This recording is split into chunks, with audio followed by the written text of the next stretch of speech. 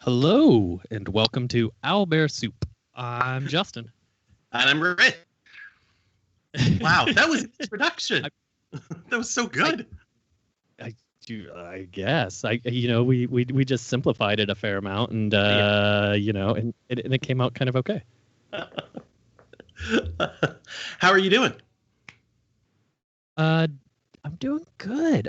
It's Sunday morning, and I was up way too late last night watching Fast and the Furious Shaw and Hobbs, which is the Fast and the Furious movies are my favorite superhero movies. So I think we decided to watch it a little late, and then we had to take the pup for a walk.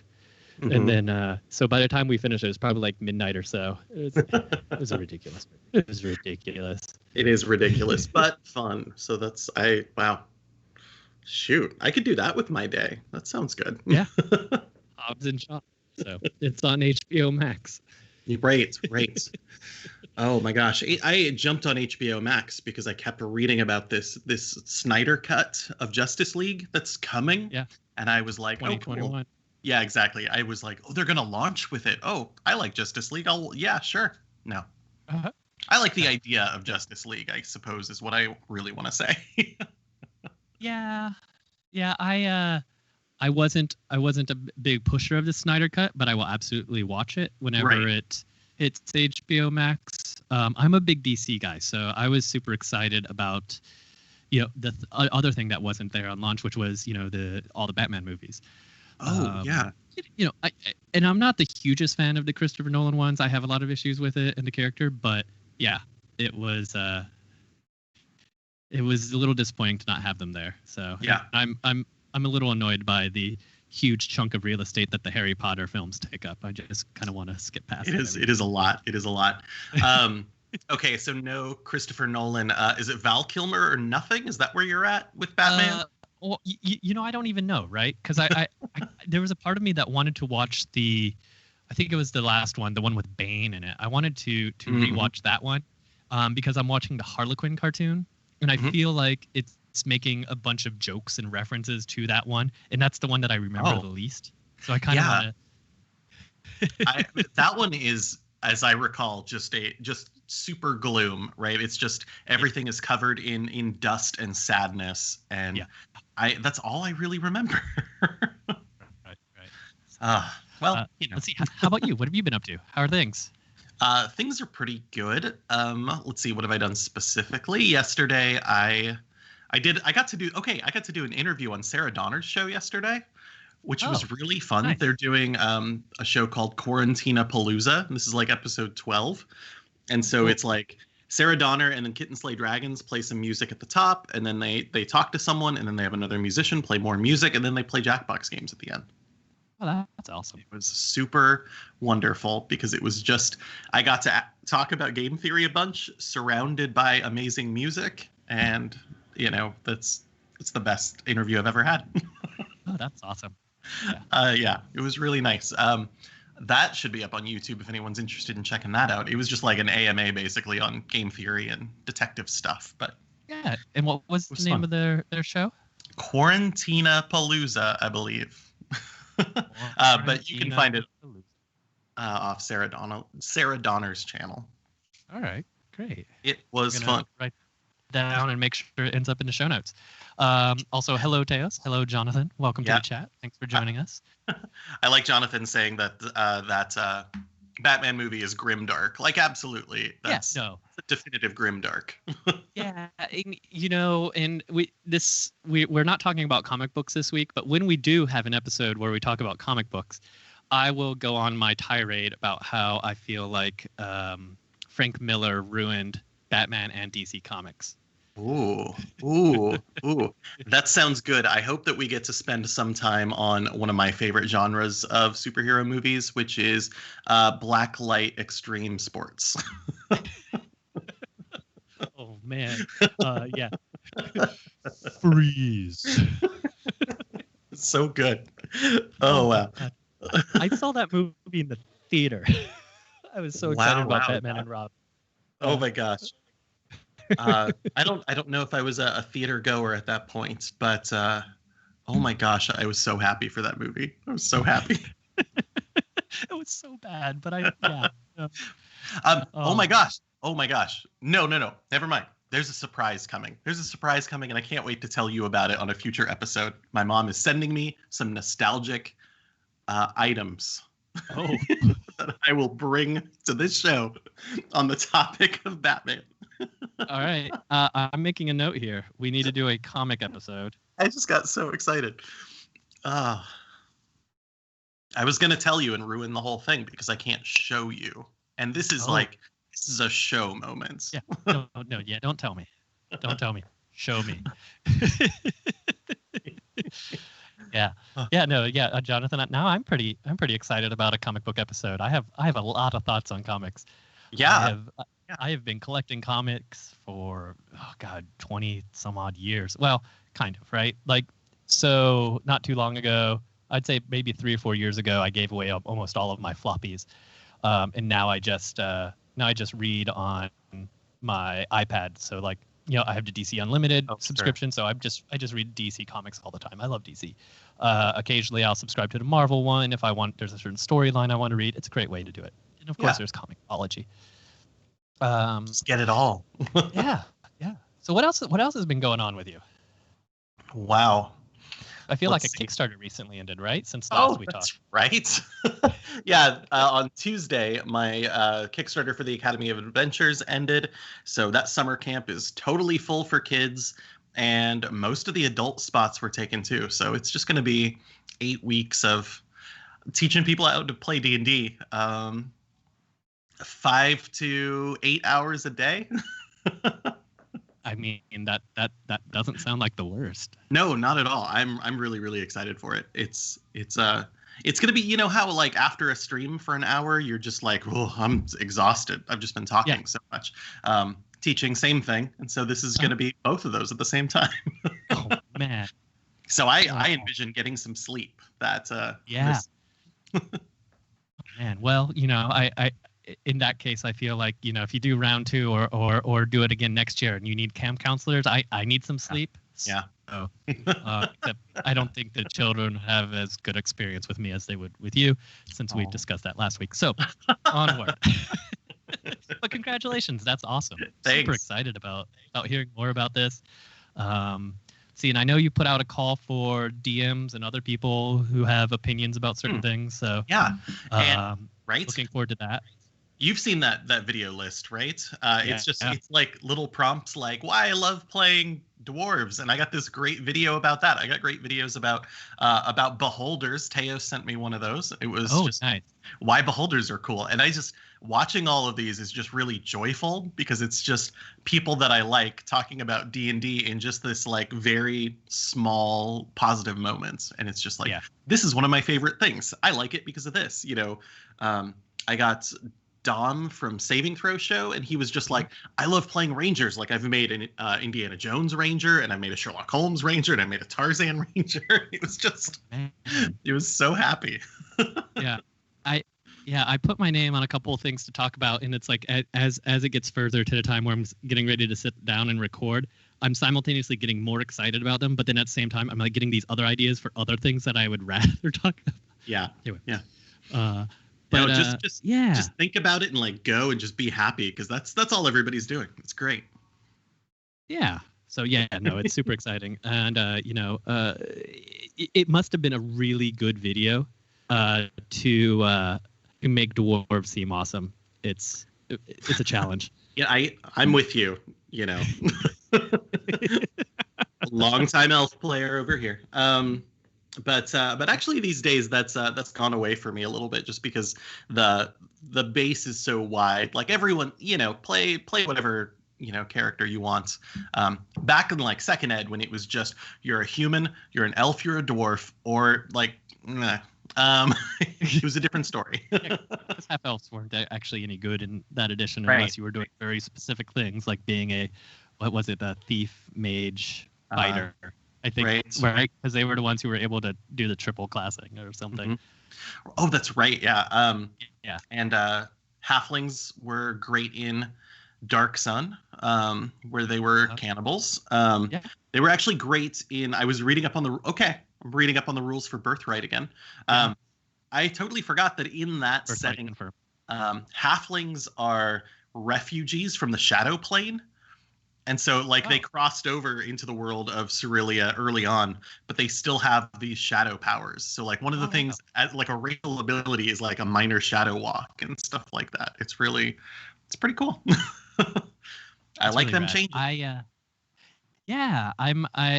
like when settings kind of turn your preconceptions of a class or a race on its head a little bit. You know, the child place cannibals, as Teos points out in Dark Sun. The fact that bards are spies and assassins in Eberron. Your halflings being these shadow creatures in Birthright, and of course everyone loves or hates kinders, right? That variation in Dragonlance, right? It's kind of cool. I do love it. I was remembering last night because of course my partner was doing this Lord of the Rings read through last night for quite some time, and I was like, did anyone speak Elven in that one? And immediately when I think about like Tolkien Elven, it's always like it's just L's and thus all the time. And a thing I remember, like I totally forgot, more Birthright news. They made all the elves Welsh. Like all the Elven names are Welsh, and it's really kind of cool because I was like, how do I pronounce these? What is this? Where did these words come from? As like a little country boy, I'm like, I don't know where did this, and I had to do research to find out more. It was really cool. Yeah, you know what kind of broke my head is when I was starting to do role playing and stuff. I thought dwarves as more Germanic. I thought they were German, like in my head, like so. And then all of a sudden they're Scottish, right? So it's just kind of an interesting thing. Like in my head, they've always been German until like movies and stuff, and I started, Anyway. Yeah, I hear you. So many interesting conversations just about like how we look at these in public. I don't know, in our zeitgeist, I suppose, and it's really wild because it is just fantasy. I mean, Lord of the Rings has just guided so much of it. I'm ready for all the dwarves to be from New Zealand for a while. I think that's solid too. That would be fun. I think halfling more New Zealand, but or maybe wood elves, but that's me. So we gathered here today to talk about Spiel des Jahres. Ah, yes, the Spiel. The Spiel des Jahres. So that's Game of the Year. Game of the Year is essentially a thing that's been going since 1978 in Germany. So these are games that are reviewed by this council, and what they do is they rank them. And these are games that come out in Germany. Yes. So we Richard, I believe you did some digging and you found out Kickstarter games are not eligible because they don't. Right. They're not traditionally on a market at all. They're on this separate online thing. And sometimes they do end up going into distribution, but it would have to be from Kickstarter to distribution to international distribution for some US games. And that's a couple major steps. Yeah. Spiel jammered confirmed. Thanks. Right. Thanks.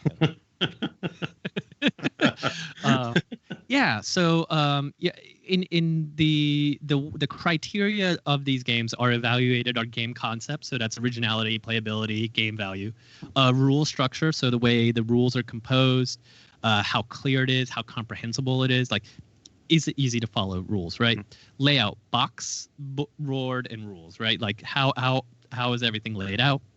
I wonder if that includes things like I have a thing for box inserts. Like I love a game that has a good box insert where everything fits in nicely and it has its place and I can use it for a while, right? If it's just a big, cardboard empty hole that I throw everything into, I get upset. Anyway, yeah, I hear that.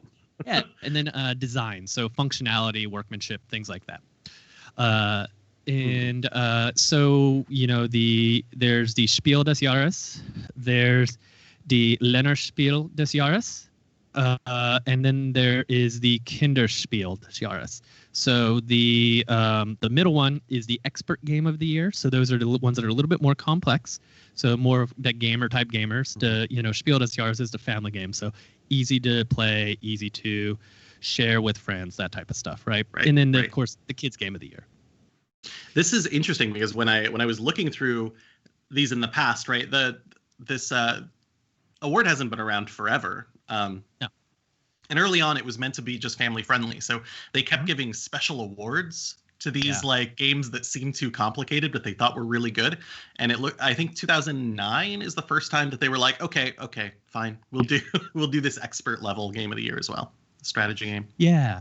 Yeah, and they still do those special prizes. So, recent award winners of special prizes has been like Pandemic, right? So Pandemic Legacy Season 1 got a special award. Pandemic Legacy Season 2 got a special award. Yeah. Being nominated from these for these will sometimes take a game that's getting, anywhere from 500 to 3,000 copies sold to like 10,000 copies. So it's important as a game designer, or a company, like when this happens to when you get one of your games in front of these judges and they're like, yes, we like that. Great. Winning it will sell typically 300 to 500,000 units. So that's like, okay, that's when a game becomes very much a game that everybody has, right? So for example, Codenames was a winner. Yep. Full game Hanabi, winner. Yeah. Hanabi, if you guys remember that was a winner. I remember Hanabi racing to various game stores to try to find it in stock. And then when I finally found it, I bought like 3 copies for me and my friends. And then it just went everywhere with me, right? Pandemic was a winner. Splendor, Istanbul, Qwirkle, and Dominion, right? Like, so these are some games that are in so many people's collection, and it's and part of it is because they won this, they then were able to get that huge increase in awareness of the game, get so many more copies of their game sold, and then that allows them to do additional marketing to push that game even further, right? So anyway. Right. And once you get your nominations out of the way right now in late May, and then for the entire convention season, right, these are the games that people are trying to track down at conventions as well. So the buzz for them is just wild. So it's a pretty major thing. And I love it. Like looking at the last couple of years, which we'll get to, I expect. The game winners are all some of my favorite games. I love every single one of them. It's just fantastic. Yeah, just kind of kicking off. So this year, the games that are nominated for Spiel des Jahres, so the general game of the year, is My City, Nova Luna, and Pictures. My City, I don't remember much about. Let's see here. It's that's right. This one is. It's an interesting game. So this game consists of 24 episodes, and you kind of build and develop the city. It has 2 variations to this game. One of them is the legacy version, so you can play it through to 24 episodes, and the game constantly changes. And then on the other side of the board, there is the standalone version. However, to get all the pieces for the standalone version, you have to go through the first 4 episodes of the legacy version. Oh, interesting. So I imagine that's kind of like the tutorial, right? It builds you up, then you have all the pieces, then you can play the standalone version, go from there. And then the rest of the legacy is the apocalypse, the destruction of My City. No, it's not. I have no idea what it is. These are the kids' games, right? So, and then there's Nova Luna. So, that's the new moon. It looks a little bit like, it looks like it was designed similar to like Azul. But I haven't really been able to find much about that game. I would love to give it a try. The game that I think is the most unique out of the Spiel des Jahres is Pictures. So it's a party-esque game where you pull, like, I think it's a card or a chit or something from the deck or from the bag, and then you have it has an image on it or something, and then you have to compose that image with weird odds and ends of different things to try to get the message across. And that seems kind of in line with a lot of the other party games that have won previously. Right. So it's doing something weird and abstract, which I love. There's a I'm blanking on the name of the game, but there's a game with transparent cards that you're trying to build an image, and this one has like an umbrella, and this one has a glove, and so you can move it so the glove is holding the umbrella, and you just build these elaborate scenes, and it's really cool to see how people show concepts with like these very limited tools. So that sounds incredible. It really does. It's it's a party game, so I'll probably play it once or twice and then be done with it. But it is also one of those games where I feel like if you went to like a con and there was like 2 or 3 people looking for another player, it'd be easy to sit down and play it. Or or if you're at one of the game cafes or a bar or something, it's a very good game to take with you. And then of course, aside from those nominations, there's some recommended titles. So these are titles that didn't quite make the cut. Color Brain, Draftosaurus, The Fox in the Forest, Kitchen Rush, Little Town, and Spicy. Not familiar with any of those games, but also if you're looking for games, like there you go, right? Yeah, The Fox in the Forest, I totally feel like is a very small Renegade game. From Renegade Games, not just like a Maverick game. That's good. So I want to check that one out. That's been on my list for a while to like dig into. I didn't know it was on the recommended list. That's cool. Yeah. And then so for the Kenner Spiel des Jahres, so the expert game of the year, these are the games that tend to be more interesting to me. I like the games where you have to sit down with intention to play and you play for a while. Right. And this first one you actually knew a little bit more about than I did, which is Cartographer, a role player tale. Yeah. So this game itself, I see that it is a flip and draw game. You create a map of polyominoes that you're trying to, the queen has a criteria. You're trying to build a map that meets that criteria. I haven't seen this game in action yet, although I know it's been around. It's by Thunderworks, who also did a game called Role Player. And Role Player is a game about creating a character. And you are basically like rolling dice and then drafting them into making a D&D style character. So like, I want to make a wizard. I need to make sure my intelligence is between, 15 and 18 would be good. So I got to draft 5s and 6s into that slot. It's really kind of cool. And it ends up being this long-term process just about building a character. And every time I've played that, I've thought, I want to play this character in a campaign. I'm curious if Cartographers would lead me to... I have a map. I want to play a campaign in this map right here. That would be pretty cool. Nice.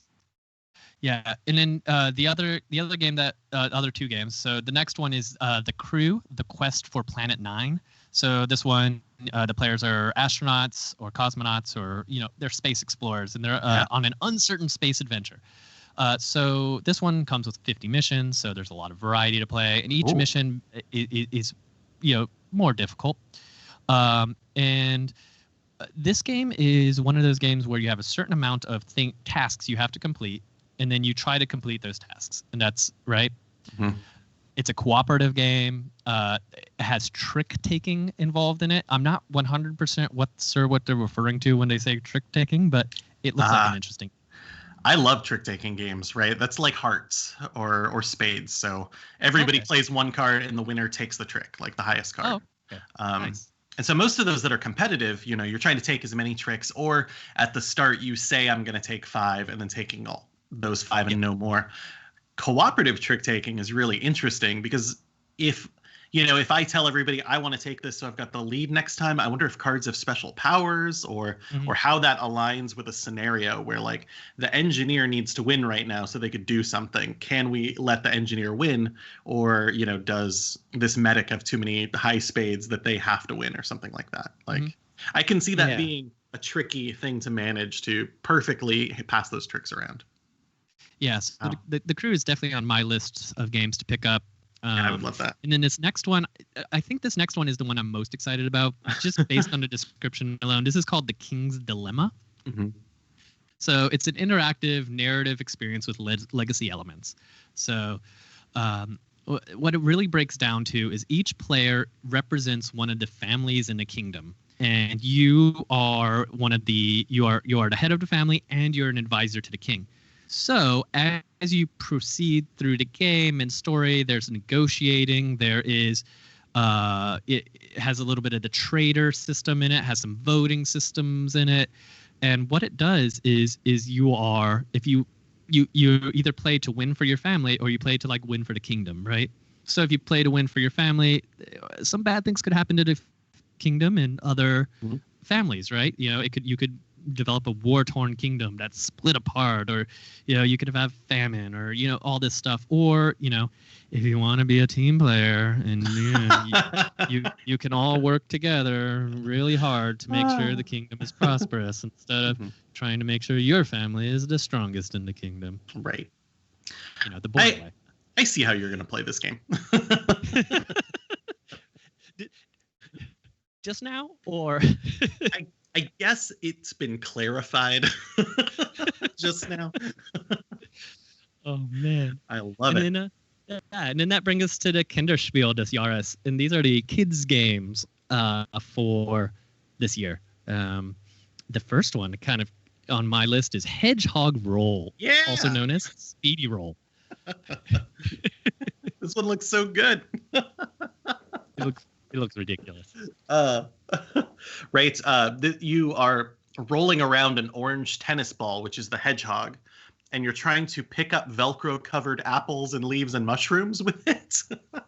Like, I just love this idea. I have no idea how the game works, but that's all I want. I just want to pick up these things now. It's like, this is as close as we could get in real life to Katamari Damacy. Yeah. The Kinderspiel des Jahres are the collection of games that I tend to visit the least. So sometimes, like, some of the things, like, just I don't really understand what the game is about. So let's talk about the next one, right? It's on my list. It's a Photo Fish. So it looks to me that this is a memory-esque type of game that's, it's been expanded and changed in a different way. And what you have is you have a viewfinder to kind of move around and make different combinations of objects to try to accomplish something. And it has to do, with your memory and focus and that type of stuff. Right. It looks interesting, right? Like, yeah. I don't know. I normally like the Kinderspiel ones, for me, that have that dexterity component, because that's where dexterity games kind of fall. They're not really normally that strategic. So if they're not dexterity, I'm like, I understand why this is in the kids category. I'm ready, but I may not pick it up. Hedgehog Roll's on my list. Hedgehog Roll, nice. And then let's see here, Wir sind die Roboter. It's we are robots, or we are the robots. So this one is as a team, you try to work together to develop a sense of time and speed. If you can do this, soon you'll know exactly where Roby will stop. So it's a cooperative game. I don't know much about this game. And I couldn't find a whole lot about this game. I like the art, but I like robots, so that works for me. I'm curious if this is a game that's going to feel like a simpler version of Magic Maze, which was one of the runners-up from 2017. Did you ever play Magic Maze? No. It was just such a mess of a game. It was so much fun. We each are trying to move someone through a Magic Maze, right? Actually move 4 characters through a Magic Maze, as I recall. And you don't control one of the characters. You control up. And so it's like a top-down board, and you've got the characters on there. And if I need to move a character up, well, then you need to be the one to actually physically move them up. I cannot do that because I only control left. Oh, wow. That's amazing. So it's a time-based game. You cannot speak while the game is happening, but there are ways to pause it so that you can like stop and take stock and start making some plans again. But it is this frantic game of trying to move things around when you can't control all of the directions and there's more than one thing happening. So maybe I'm trying to move like this yellow person and I need them to go up, but you are focused on another part of the board and I'm like snapping in your face, like pointing and trying to get your attention, but everyone's doing that all the time. It's a chaotic mess, and it was a lot of fun because the game lasts like 3 minutes. Oh wow! Yeah. In my head, based on the description, I was thinking it might be like a Robo Rally, but that was a boring game. So I hope it's more like the game you're talking about. Right. Yeah, that speeds and that cooperative bit, I'm really curious about. I saw a bit you're trying to get the robot to like a special destination of some kind. So I'm curious if you can like someone's go fast and it speeds right past it, and everybody's like, no. Should be fun. Let's see here. So, that those are the major nominees. So I guess let's how can I not like Robo Rally? It's fun. I think Robo Rally is fun for like the first 10 minutes the first time you play it. And then I feel like it kind of gets a little bogged down. I think rounds take too long. If it was each round was a little bit shorter, or there was some kind of speed mechanic to it, I think it would be more fun. Have you played the second edition of Robo Rally? No.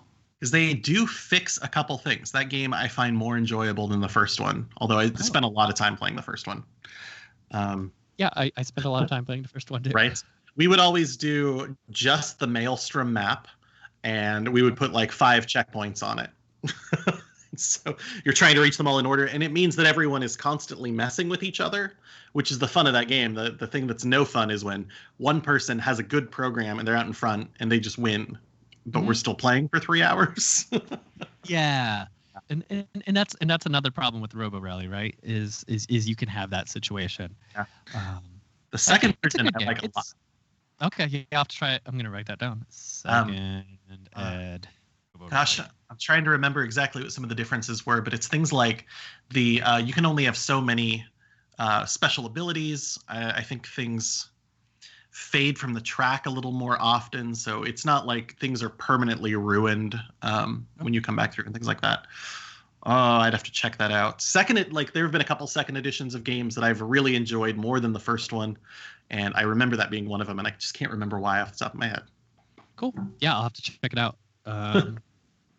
So let's see. Oh man, now I'm totally lost. I was leading us somewhere. It was probably talking about either Spiel des Jahres games that we loved and we played, or Spiel des Jahres games that we felt like, or games that we felt got snubbed by the Spiel des Jahres.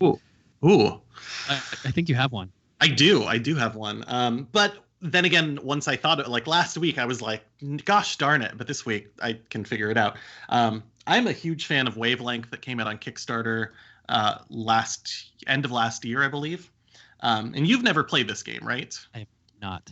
So Wavelength is a party game, and it's all about like, are we thinking on the same track? So it falls into like it's a Codenames style game. Codenames total winner in 2016. So I was like, this should be on the list. I'm going to show you exactly how this game works. I'm going to pop my Skype back up. I want to make sure I can see myself here. This is Wavelength. Let's get that glare. Oh, it's hiding. I'm going to keep it in front of my face. There it is. I see it. Right. Wavelength is a hidden little grid right here.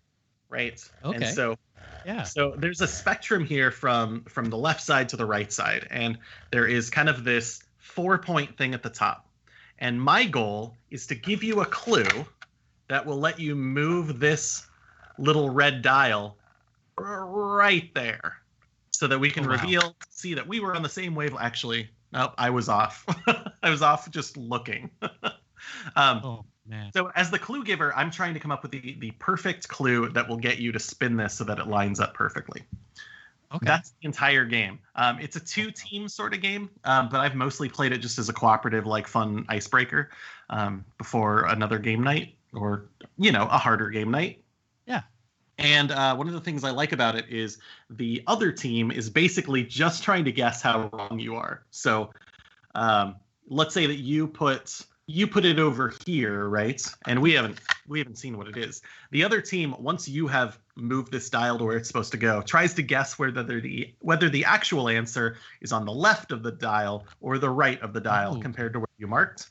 And they get like a point if they get that right. So there is a little bit of like both teams trying to figure out what's going on and messing with each other as you try to.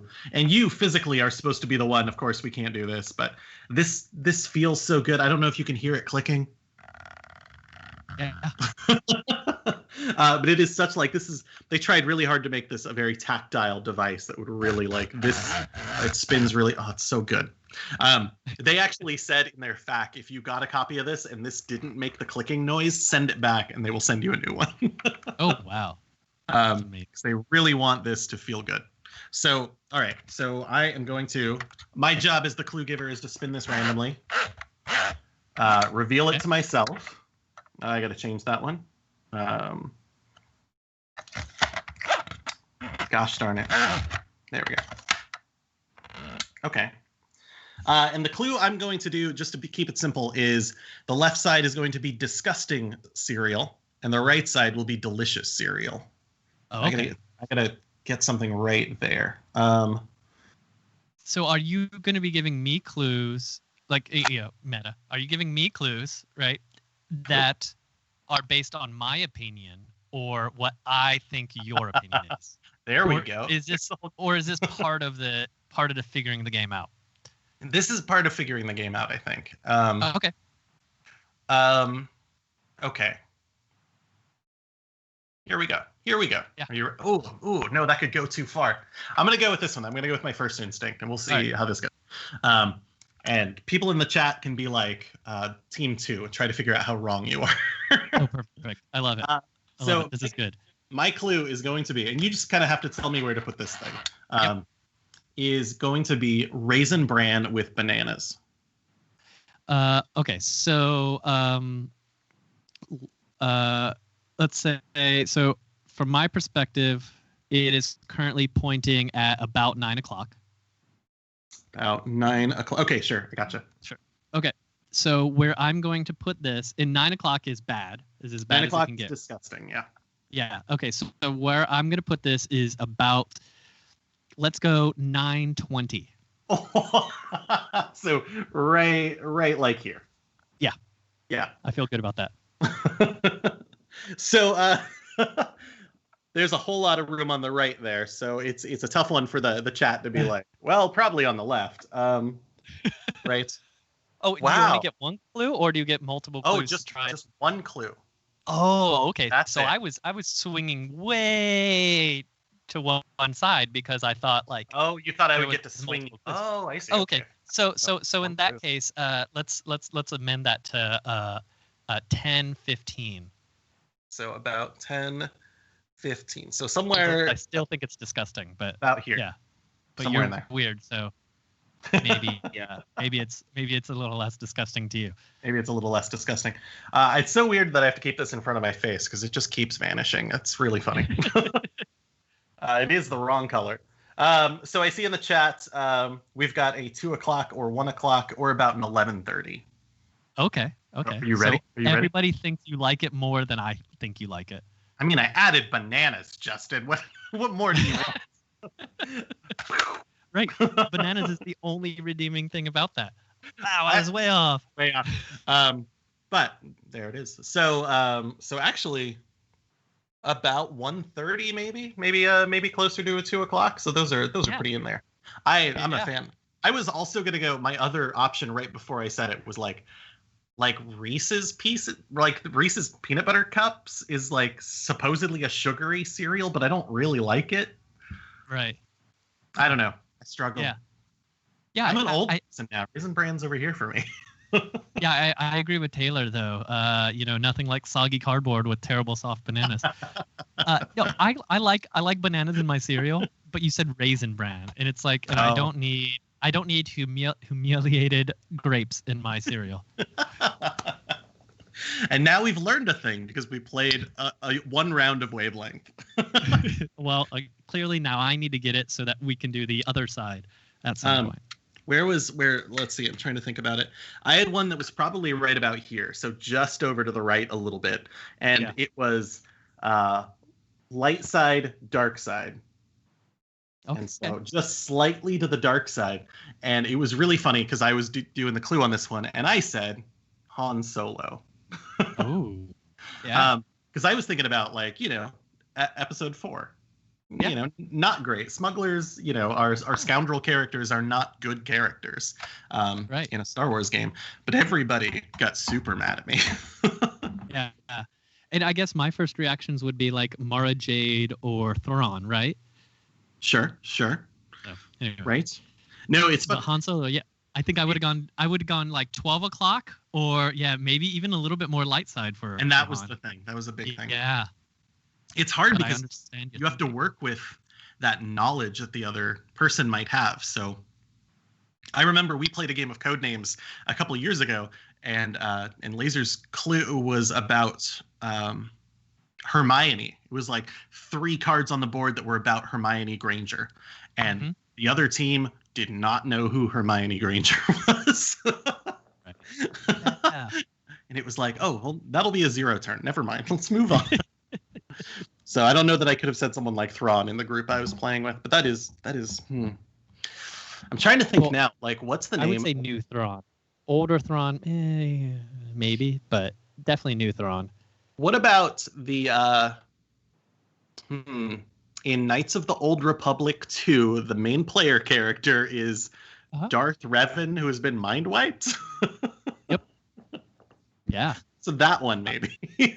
Yeah, exactly, right? Oh, man. So, yeah. No, that's an interesting game. I think that's a really solid kind of icebreaker game. I think you nailed it. Right. And looking at, the games that win, 2017 was King Domino. That's an awesome game, but it's a 15-minute game. Yeah. Right? I love King Domino. It's so, oh god, I play that game all the time still. Codenames wins. It's also like, honestly, a round of Codenames is not very long. Maybe more than 15 minutes, but right, they're these short games that they don't eat up your game night. They're just kind of like, you could think about them as icebreakers, or for someone who's going to have a 6-hour game night, they're not the meat of the game night. They're appetizers. Right, and that does seem to be the trend, at least since they added Spiel des Jahres, the expert gamer. That seems to be the trend of the games. Is they're a little more light. They're a little more, exactly, as you said, the icebreaker game, the first game to kick off a game night. Kind of like how everyone used to play Munchkin before they played D&D, right? It's the appetizer.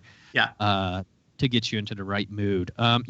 In some of them, like, looking back like at Hanabi, I know that was 2013, but Hanabi was a game that had a lot of those elements, but it took a little longer, right? I think game night with Hanabi was like 4 rounds of Hanabi because it took a little bit longer, but it still had that very light game feel where you're doing a lot of interaction with the other people at the table.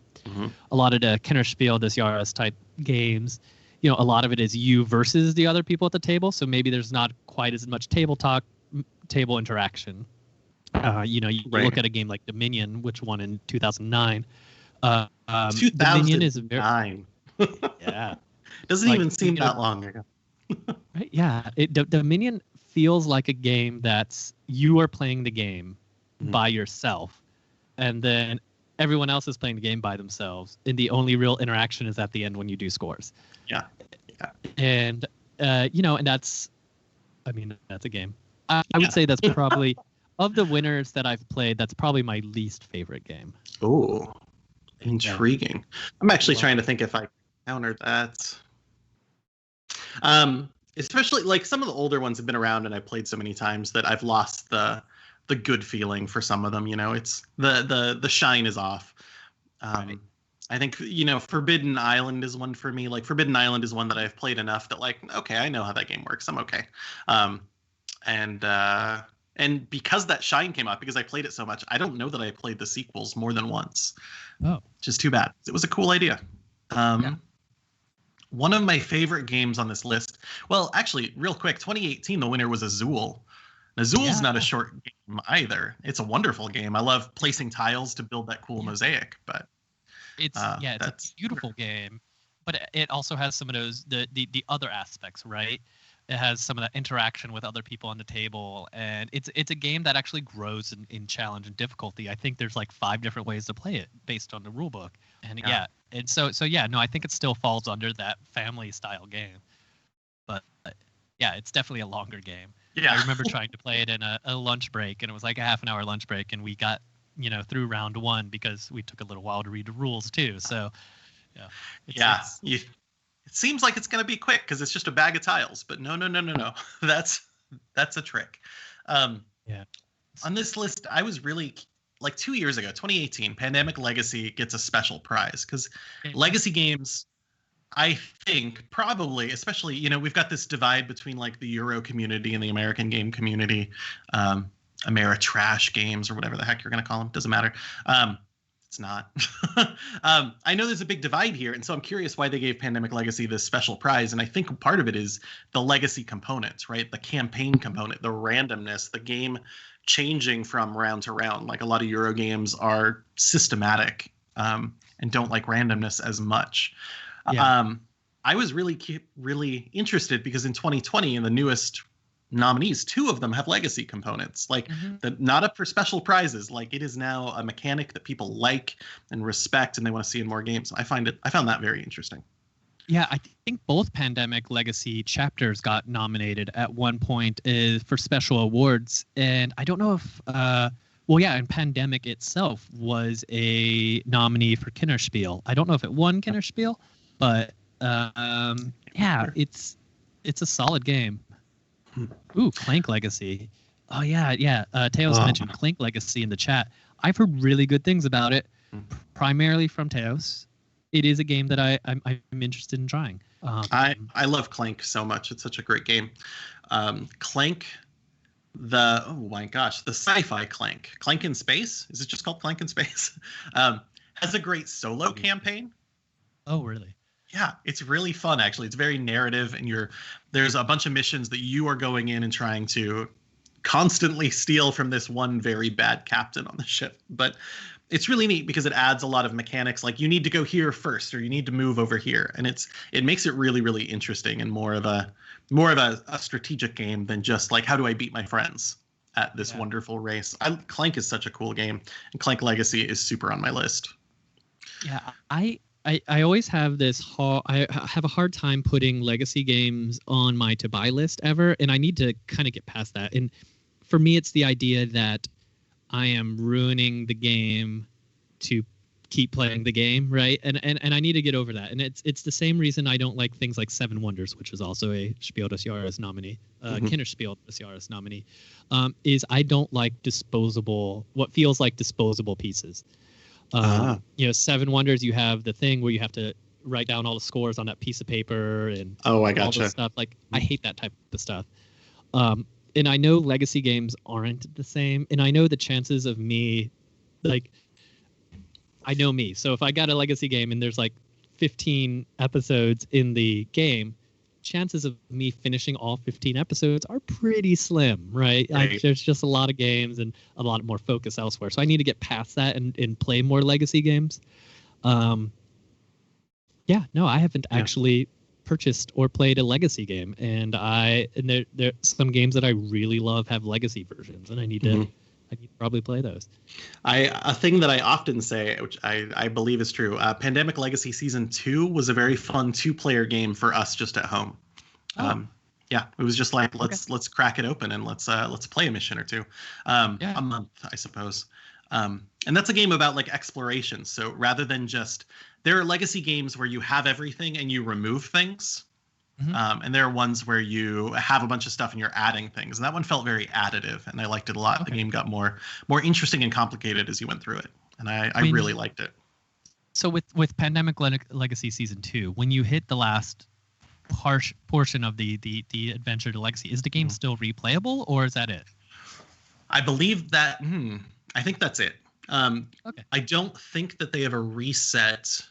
Some legacy games have like that reset box that you can buy or something that gives you the new version of the components. I know I have all those bits like in a bag for just doing prototype design, which is helpful for me, but probably not for a whole lot of people. There's, the weird little miniatures that it adds to the game and things like that. I don't know what else you would do with those. Like, you could use them in D&D, I suppose, but yeah, it is frustrating to have those components. At the same time, I have plenty of games with a lot of components that I've just never played again. So it's almost in the same boat there. Yeah, and that's, and as we're talking about it, it's like I'm thinking, it's like I have so many games that I've just played once and never played again.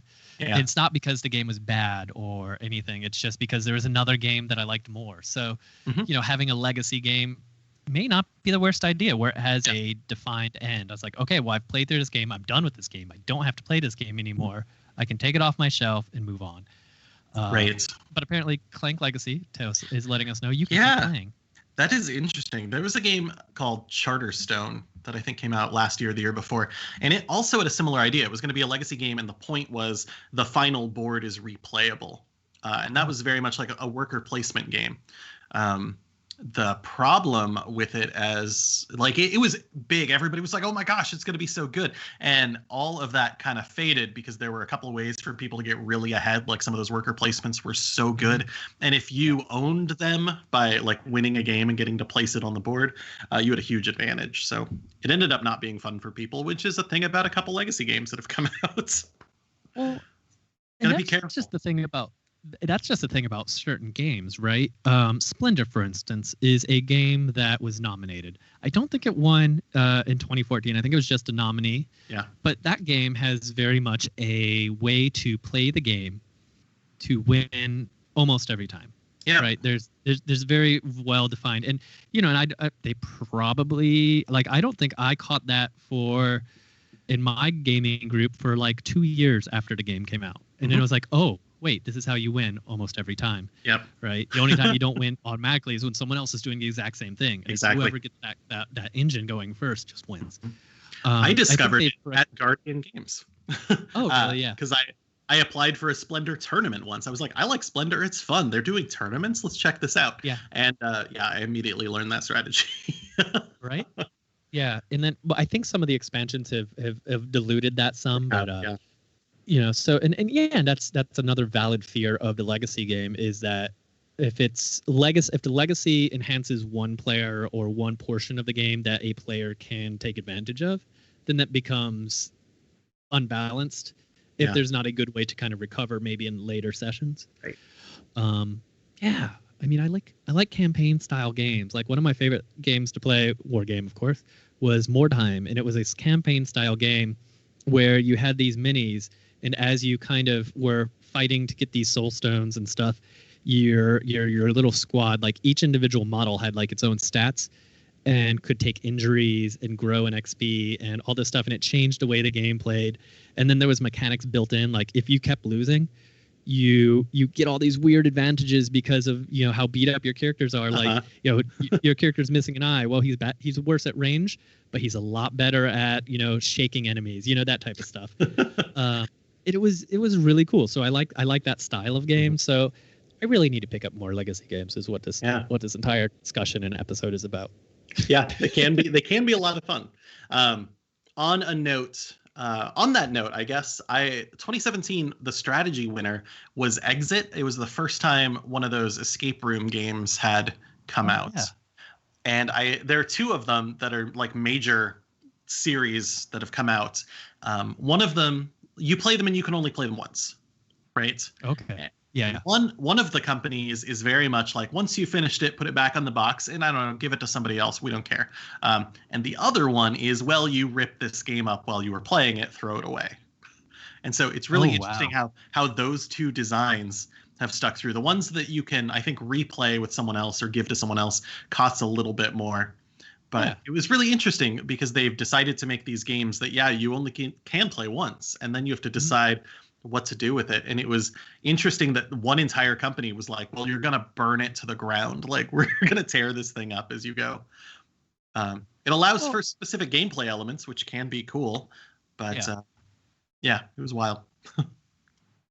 Yeah, I like the legacy idea. The more that we talk about this, I'm slowly turning, because now I'm thinking like business wise, right? Like, you take Pandemic, and actually, things are popping in my head, like Pandemic Legacy. I believe Kenna and Ryan and Taylor, I believe, was there. Whenever they finished their copy of Legacy, they tossed it in the fire.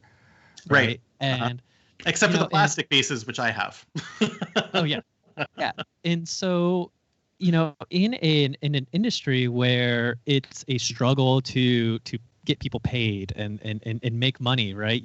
D&D had this problem, Pathfinder has this problem, Paizo has this problem, where you have to keep putting out content in order to get more sales, in order to pay people, in order to continue as a business.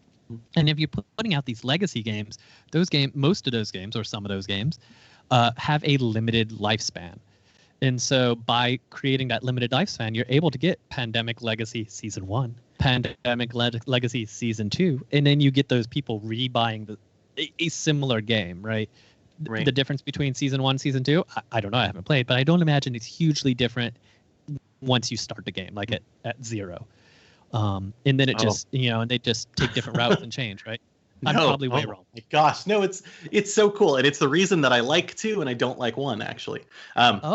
Season 1 is the world as you know it is collapsing.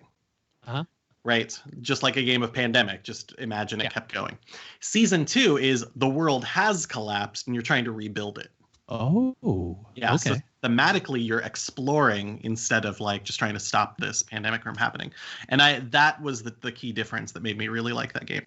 I know there are some people who don't like the mechanics of that one a little bit, but the theme was just way more positive. I felt like a hero doing something good instead of like a hero stopping bad things that were just going to get worse. Right. Oh, man. You're right. The mechanics are pretty similar. Yeah. And that's interesting. Yeah. No. Now I'm gonna put that down. Maybe season 2. Maybe I'll check that out because if you and Laser were able to play through it, I'm sure Aubrey and I can play through it as well. And we need more like 2-player games, especially during this especially during this pandemic, right? For sure. And that one will feel more hopeful during this pandemic than the first one. Yeah. I will say the game, I'm looking at the list of games that I've played that I enjoy. The game that stands out for me across all the Spiel des Jahres is, in fact, King Domino. I think that's the game that I pick up and play the most at this point. Maybe it will drift and go the way of Hanabi, where I used to carry Hanabi in my bag with me everywhere, and I would play it all the time. But for now, it's like, I know anytime I'm able to start going to small gatherings and that type of stuff, like have a little picnics, social distancing picnics, that type of stuff, I'm going to probably, and I have, brought King Domino, right? Yeah. Simple, easy, fun game. I will say that for me, the games that excite me on this list are actually the last 2 strategy game winners. Wingspan by Elizabeth Hargrave is so good. It's so incredible.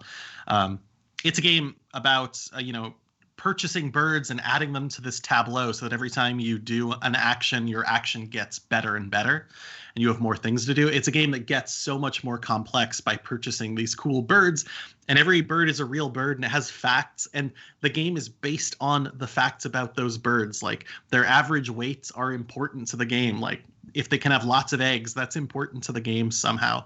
It's a really, really clever game. The mechanics are all fantastic. It's a little tricky, but once you get into it, it's a very cool engine building game. And 2018, The Quacks of Quedlinburg is so beautiful. It's so good. Oh my God, I love that name. Right? It's quacks as in doctors, not quacks as in ducks. And I was a little disappointed that there were no ducks, I got to be honest. But it's a bag building game. So you are purchasing components for your potion and you throw them into a bag, and you can never look into your bag. And then during the actual game portion of it, you pull components out one at a time to try and create the best potion that you can. Some of the ingredients you have are cotton fluff, and if you have too much of that in your potion, you have to stop creating your potion, or you might go bust or something like that. So there's this risk reward about, should I pull one more out of here? It could ruin my potion, but I could get farther along this track, allowing me to purchase even better ingredients and things like that. So it's incredible. It's a ton of fun. Yeah, that was designed by Wolfgang Warsch, and the only reason I bring that is because he was also nominated for Ganz Schön Clever, which is another game that year, and it might be worth checking out if you enjoyed Quacks of Quedlinburg. He did another one, and it's a brewing, like a tavern simulator of some kind. I don't know if it's that game, but I expected he would also have been nominated for that one. Yeah. It's that kind of guy. Nice. All right. Well, that brings us to that special time where we start wrapping the show up. Dang. And yeah, every week the show gets shorter and shorter. Eventually, we're just going to be doing TikToks. Or wait, what's the new version of Vine? I can't even remember. Yeah. Anyway, I don't know. Yeah. It Blink. I don't know. I'm just making stuff up now. Yeah. Let's see here. So you can find Owlbear's information about Owlbear Soup at owlbearsoup.com, as well as at our social medias, which is at Owlbear Soup on Twitter and at Owlbear Soup on Instagram. We also have a Discord server where we are going to be expanding that and doing more stuff with the conversation. We have conversation throughout the week about board games, tabletop games, war games, that type of stuff. In fact, Taylor and I have been talking about the new edition of Warhammer and how it may bring us back to plastic. Wow. Yeah. And then aside from that, what's coming up for you this week? How can people follow you and enjoy your experience? I'm approaching nap week as quickly as possible after the end of this successful Kickstarter campaign. But you can find me at Armalina on all the places. And I think the next public thing I am doing is right back here next Sunday. Awesome. For more Owlbear Soup. Awesome. Yeah. How about you? And you can follow me on Twitter. I'm at 2HitAC0. That's also my Instagram. And then on Monday, Tuesday, Thursday, and Friday, I do DJ streams over on the Dread Pirate Rabbits channel. That's twitch.tv/DreadPirateRabbits. And then on Friday, I just want to do a shout out. Thanks to everyone who showed up. That was a lot of fun. We did a special stream where Aubrey played cello while I DJ'd house music. So cool. Yeah, it was really great. Some of my DJ buddies that I've made on Twitch actually commented on how great it was that her cello playing was some of my, the music choices that I made and the mixing that I was doing. It was really a lot of fun. Very cool. Yeah. So I guess with that, we'll be back next week. Yes. We have teased a comic book episode coming up soon. It probably won't be next week's, but yeah. So maybe we'll talk about that a little bit on the Discord and get planning for that. Sounds fun. All right. Thanks, everyone. Have a good one.